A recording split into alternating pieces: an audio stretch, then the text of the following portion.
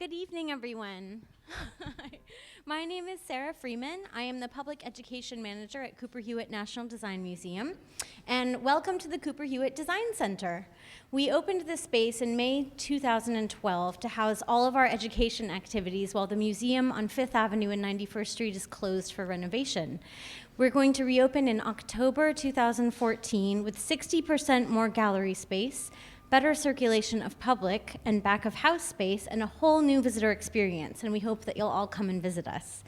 We'd like to thank Target for making Cooper Hewitt Design Center a reality, and also we'd love to encourage you to check our website, cooperhewitt.org, to learn about more events here at the Design Center.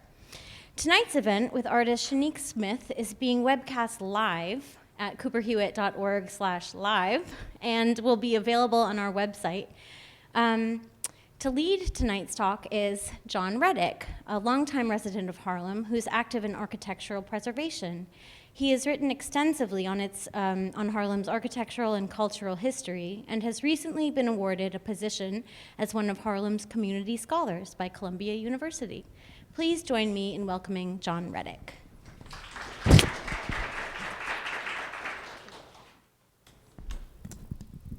Well, thank you for coming. This is the last for this year of a series of, it's been about 9 presentations, and it's been very well received. And then each topic sort of looks at some other aspect of either projects in Harlem or artists in Harlem. And Shinique Smith's work, I had first seen it at the Studio Museum in Harlem, and it was very inspiring, very sort of looking at the aspects of the culture and sort of picking those up, almost like a tornado would pick up pieces, and then artistically kind of incorporate them in something that shows both a painterly style and figurative. It was just really, really wonderful. And I was lucky enough to be on the panel with the MTA's Arts in Transit when we were making the selection. And the bus station was a real issue in Harlem. It was a sizable facility in a period where they were looking at a lot of the mayor and the city in general, looking at a lot of these facilities and saying, well, some neighborhoods were getting more than others, and what's the fair way to sort of distribute these facilities around the city? So even though they're enlarging the facility, there's a real dialogue with the community about the physical building and bringing into it aspects of sort of a green environment. It's going to have a green roof. It has a lot of plantings. They're looking to bring a lot of greenery in terms of the physical environment and making it a special place for the neighbors and residents there. But I think as much as the building is unique in its technology, I think Shinique brought some really interesting and engaging elements to the building. So I'm glad to welcome here tonight Shinique Smith to join us and talk.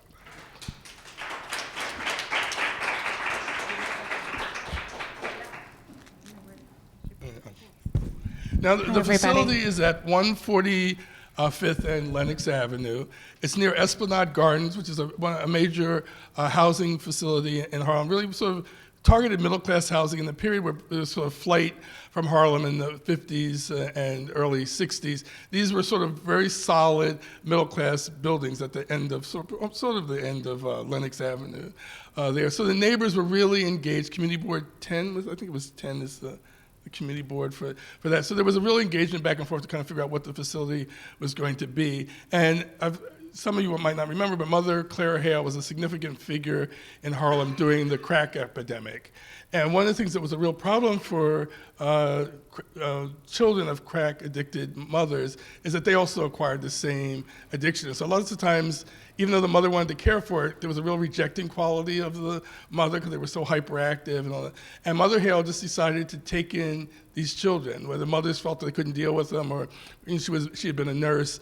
And so a lot of people from Yoko Ono to Donald Trump supported her effort. And she really went to battle and kind of really defined this whole issue around child care and caring with very limited resources in the beginning to do something really unique and special. So she holds a special place in the hearts of people in Harlem. So all this was part of, so think Mother Hale and that story, and then a transit bus terminal.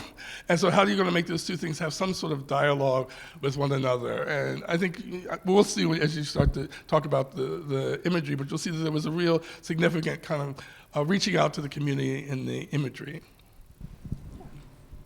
Oh, I Am I supposed to just talk? Yeah.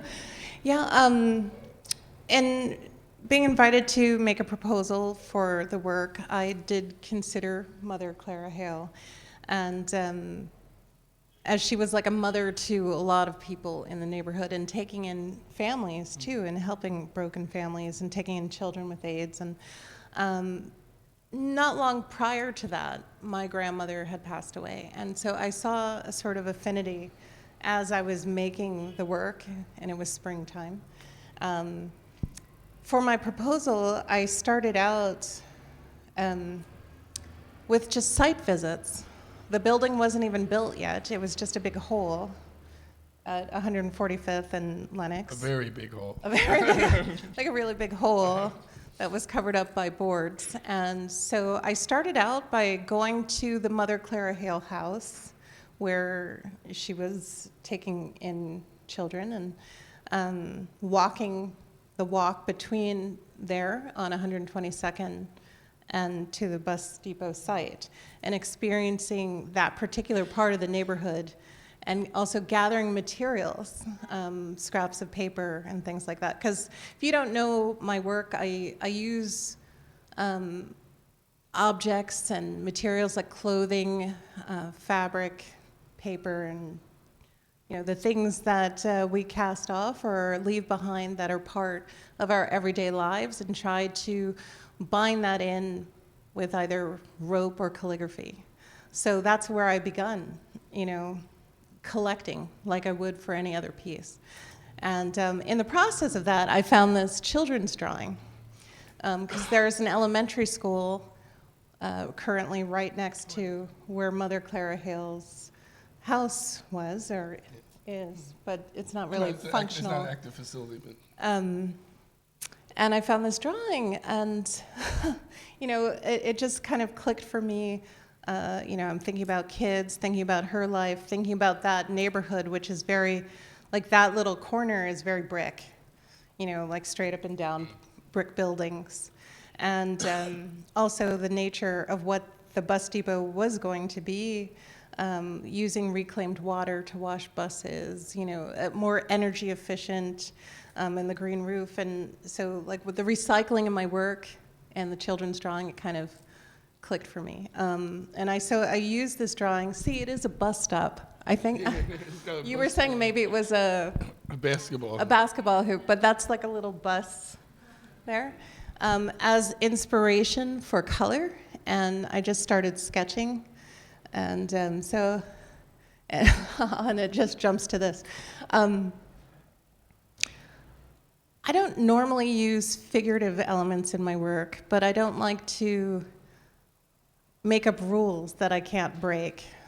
And so I felt like I needed to have something figure-ish, a mother type of figure in this work. So that's kind of the central, and there's a childlike figure there, and then using materials found in the neighborhood mixed together to create a kind of idea of a garden, an abstract garden of unwanted materials, kind of like collecting. I saw it as collecting things like she kind of collected people and making, bringing out the grace in sparse situations. So this is the actual artwork. For my proposal, I could do nothing else but create paintings, because that's how I work. Now, do you do the calligraphy first and sort of apply the material? They sort of go back and forth. It goes back and forth, and this has a kind of because of the nature of where the art was going to go on the building, it had a narrative sort of flow. So it's kind of a broken, choppy, pieces move around, and so that's where we started there. And then, I presented the idea, and I was chosen to do the project. And in working with Arts for Transit, Arts in Transit, and getting the actual dimensions for the building, because this is my first public project. So forgive me if I don't talk about it like a savvy designer. I had to expand the scale of the artwork that I made by double to fit this box here, this rectangle on the front of the building. And so, yeah, these are some digital renderings of the work and the building, which is not yet open. My artwork is completed, but the building is still in progress. And this is the MTA question. Do we know about what time the building's going to open, roughly? Anybody? No, don't dare say in public. That's okay. But we're shooting for, I guess, spring, late spring, summer. Next year. Beginning of 2014. Yeah, somewhere around then. Yeah, it's simulcast, so we can't say. So after a long process of talking about things materially and how the work would be fabricated to be, because this is 120 feet by 20 feet, and it's 20 feet in the air roughly. And the piece that you showed us, I mean, in the exhibition for the commission, the piece was in the room, so it's a small size. Yeah. All this has to really be blown up. Yeah, the original artworks are about 28 inches high. So it had to be photographed and then taken digitally. And we created it into a mosaic. This is a bit of the sample. That was one of the samples that were presented. And in working with fabricators, because my work is very much about my hands.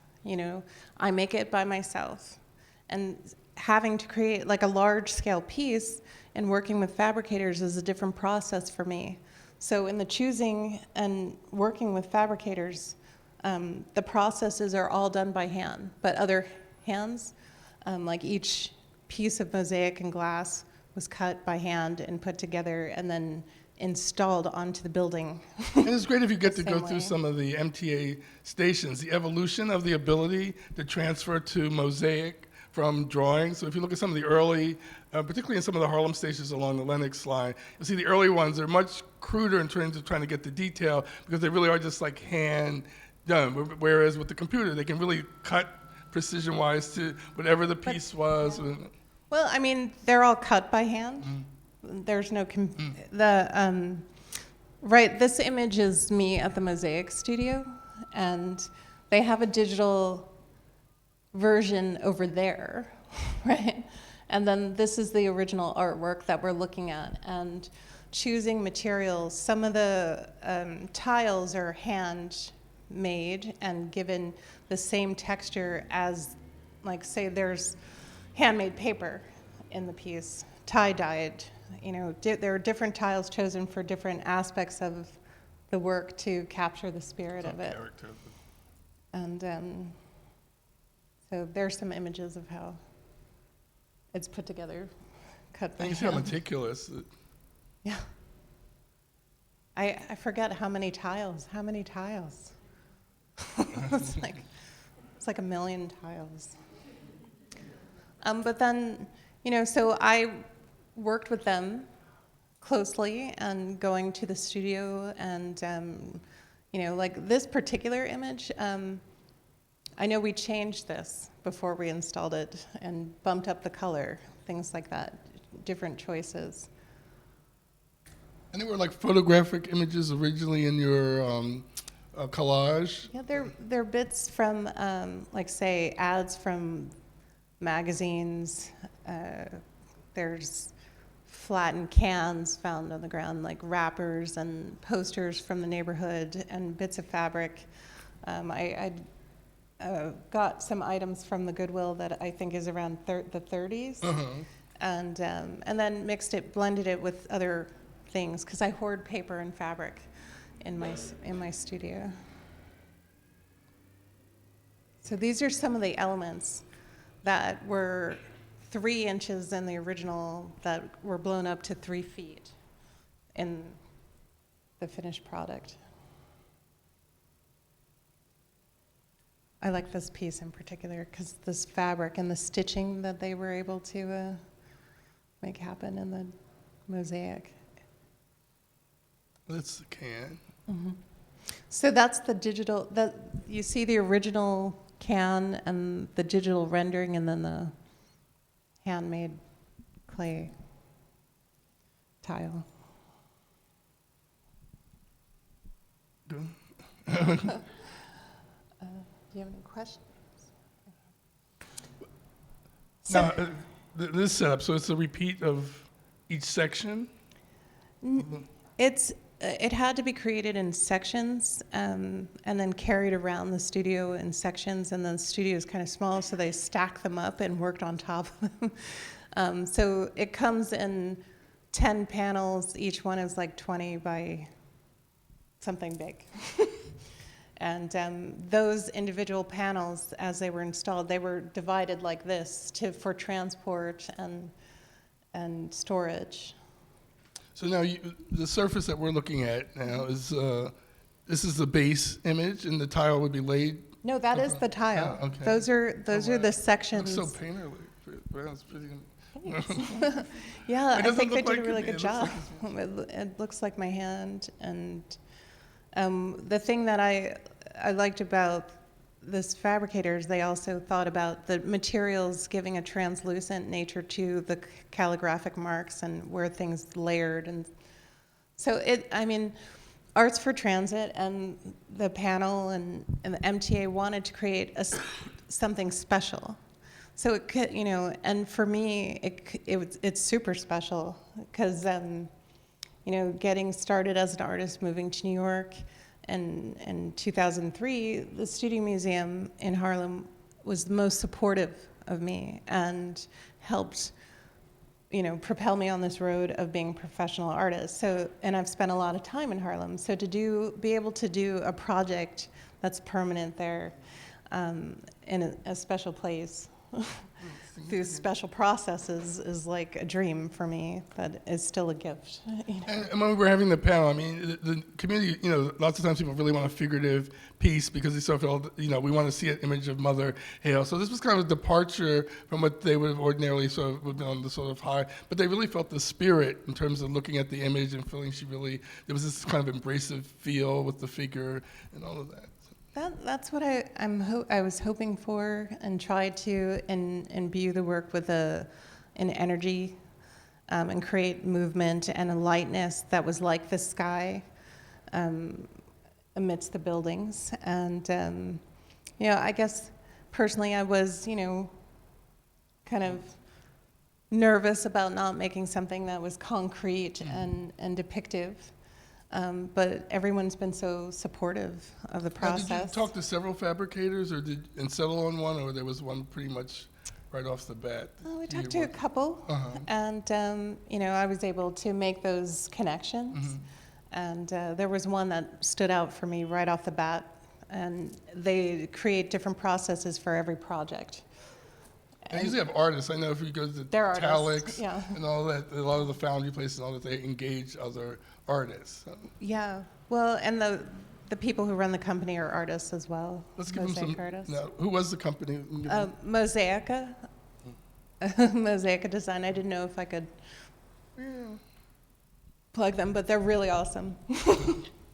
A small business. So this is their crew installing the piece. It took, from the time we did the panel and the proposal, a year? Yes, I would say it. Right? Was it a year? I'm sorry, things fly by. And it's been 2 years since that initial meeting. And so this was completed in July, in the summer, because it's important to have good weather to install mosaics on the building. And you get a real sense of the scale now with the people next to it. yeah, and through rain and heat, being up there, they did this all by hand. So now how would you supervise this? Would you come out periodically? They would do a section?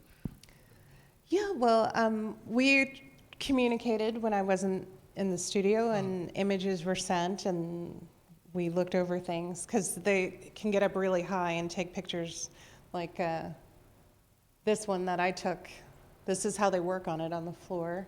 And we made corrections. And then after that, there's approval. And in the installation process, I visited the site. And the panels were delivered slowly over time because they're, to store them, they might get damaged and things like that. So they were fixing things or making changes on the last panels and communicating with me while they were installing the beginning of the piece.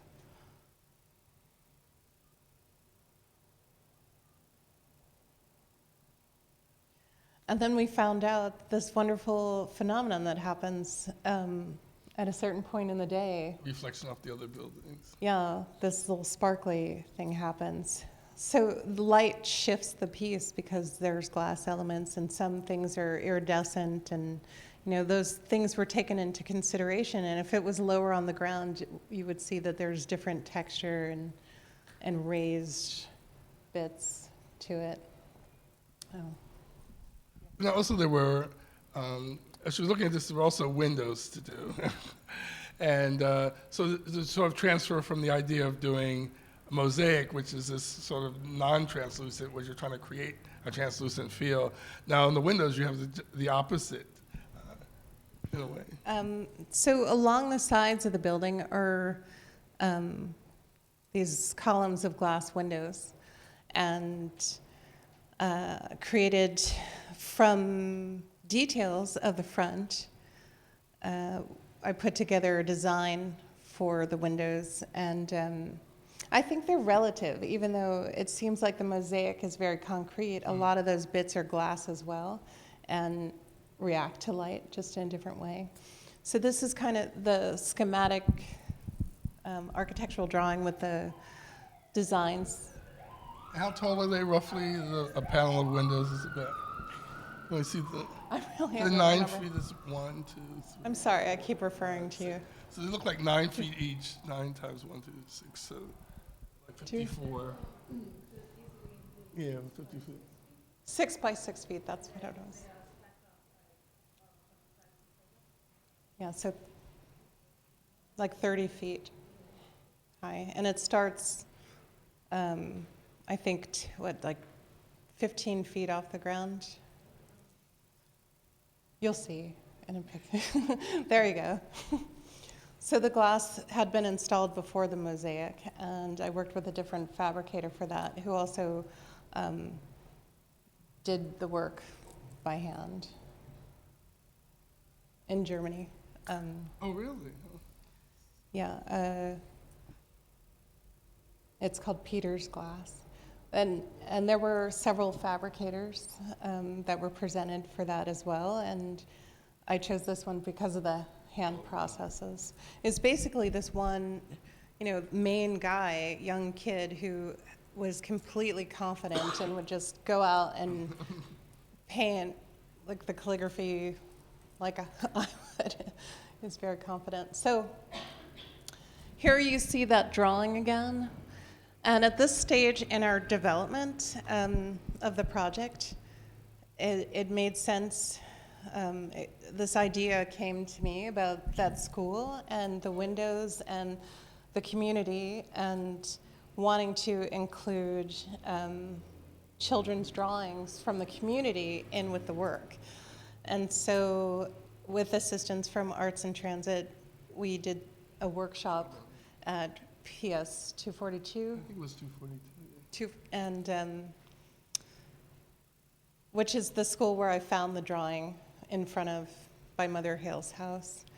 And so right down here you see one of the kids' drawings. Because I thought it would, when some people live in a neighborhood their whole lives, and the representation of Mother Clara, that it would be cool to, or more meaningful for me interactively and for people in the neighborhood to have children's drawings be part of the piece permanently. So I did a workshop for one day with 2 classes, and we drew flowers together and talked about what, how to observe things and draw from life. And Yes.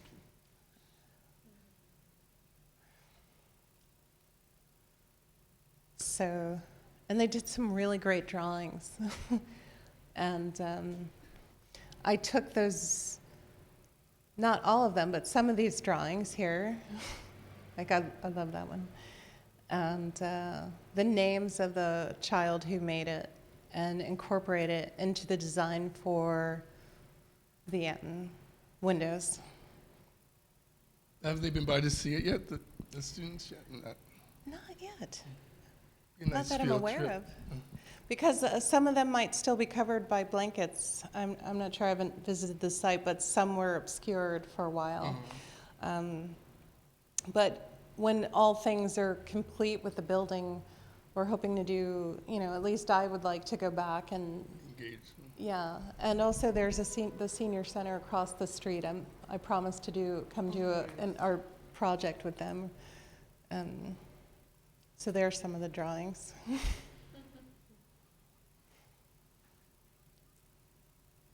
And we worked on choosing colors for the paint and thinking a lot about how light would interact from the outside and from the inside, because people work in the building and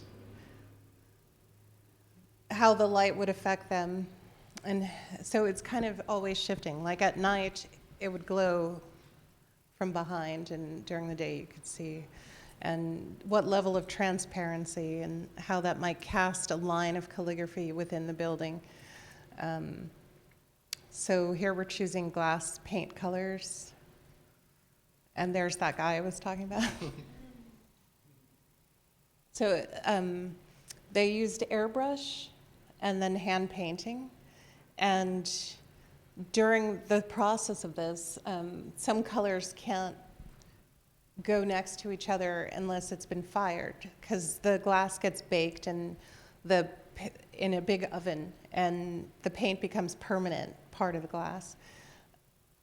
So some of these would have multiple firings, and they would mask parts off. And Are you there's like a white section up in the top? That would be one of them? That white's? no, there were some bare parts in the. It might be like really light blue in the original.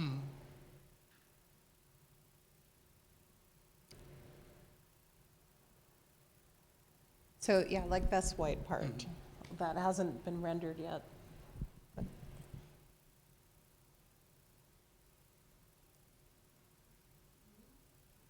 So in the studio there, they hang the glass up to see how things are working with light, and they take them outside and things like that. So this is what, in the process, I could see in the beginning, samples, and then when we translate, we're communicating in between, I would get images like every other day. Oops, was that it? No, it went back, there was one I wanted to ask you.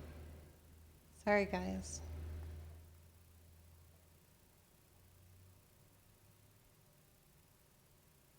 Uh-oh.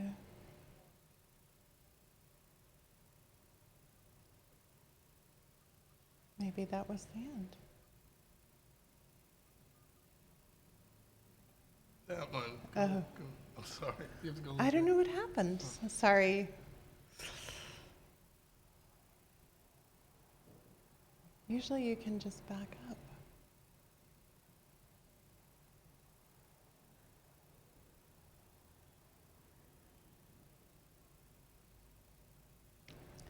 I don't want to go by. So the flower there, is that a photographic image, or it's all brushstroke? I think it's a combination. It's not photographic. Nothing is. It's a combination of airbrushing, where the main part had been masked out, and then the lines brought in, some by brush, some by airbrush.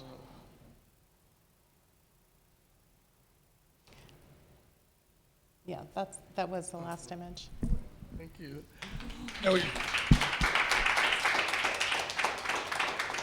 Now we take questions. Anyone have any questions while we're here? Now, in the process of the glasswork, if you're not, you said it was in Germany. So all the back and forth was through photographs? Did you get to see any of it before it was shipped? Or? Yeah, I visited that studio twice and worked there, and you know, again, part of the reason why they were chosen was the hand process that they could demonstrate. So they wanted to see me work, and I worked on painting glass with them so that they could understand my hand. And I went back again, and then at the end, or in between, it was Dropbox, hundreds of photos of every little step. He really does get your gesture, your hand gesture. It's amazing for the scale. I mean, it's like you said, 10 times larger or more than the original drawing. It's the largest work I've been a part of and made. So, Better question. yes. Oh, we have a microphone. Oh, okay. All right, yeah. No, I just had a question about the maintenance that this piece is going to need and how long it will last before pieces start to fall off and things like that. Just curious about that. Pieces will never Maintenance. fall off. No?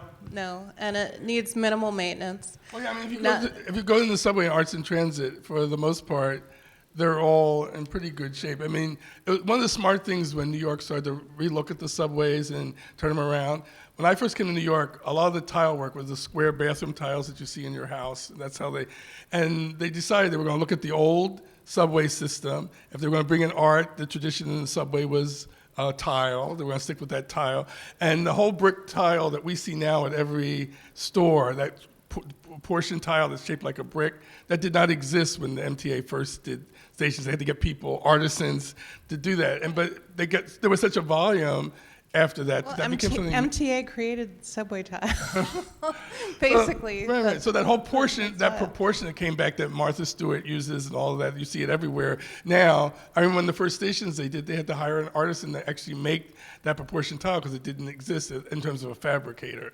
So the volume of what they do and how they look at it, they really have mastered that, particularly from the use of tile and sense of maintenance. And for this particular piece, since it is outdoor and exposed to the elements, there are a lot of regulations and things that were considered in installing it and in preparing the building for the installation. It has to be frost-proof. You know, it can't freeze. It's sturdy. And I've seen stuff like get thrown on it and stuff like that, but because it's also outdoors, the next time it rains, it's completely clean again. And with the glass on the sides, that's sandwiched in between layers of glass. So the art itself isn't exposed to the elements at all. So it's sturdy. The gentleman in the back had a question. And can I make one more comment? I'm sorry. But that's part of also why we chose to do the mosaic on the outside of the building, that large scale for that material, because it was low maintenance. It didn't require separate lighting or maintenance. Sorry. Had the fabricator that you chose for this piece done subway mosaics before? Yeah, the mosaic people had, not to my knowledge, outdoors and to that scale. So it was, a stretch for them, and they learned as they went. And I think that's part of their process, is creating new ways to make their own tiles and put things together. So.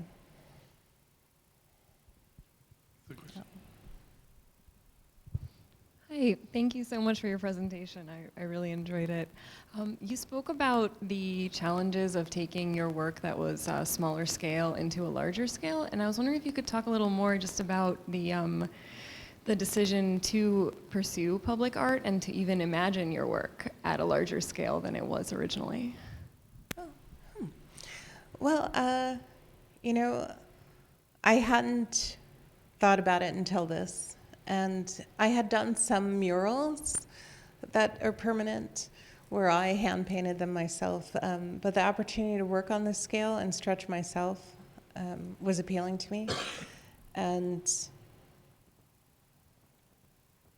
I had some trepidation, but like I said, in because at first I couldn't wrap my mind around certain things because I'm very kind of like a caveman in a sense, because it's very basic. I write, I tie things up, I work basically alone, and you know, the mathematics and the architecture and how things would work together and scale up, you know, confounded me at first.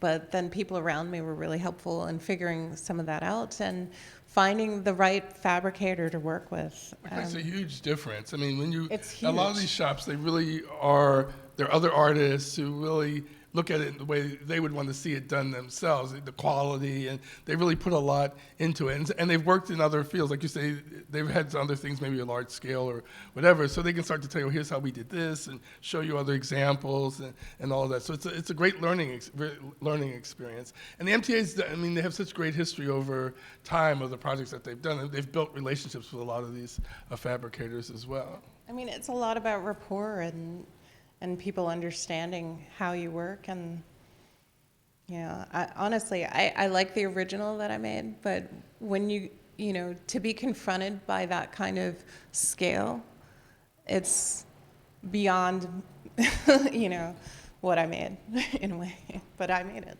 anyway. Well, she had a wonderful piece at the Studio Museum. About how long ago was that? About 3 years I want to say ago? 2009. And it was very painterly with the fabric and the string. And this piece still feels like that. When you go by the station and everything, you still, even though it's done in another medium, you still feel the energy that's in the original work. Yeah, and I think working with mosaics kind of addictive. I really want to do it again, like right now.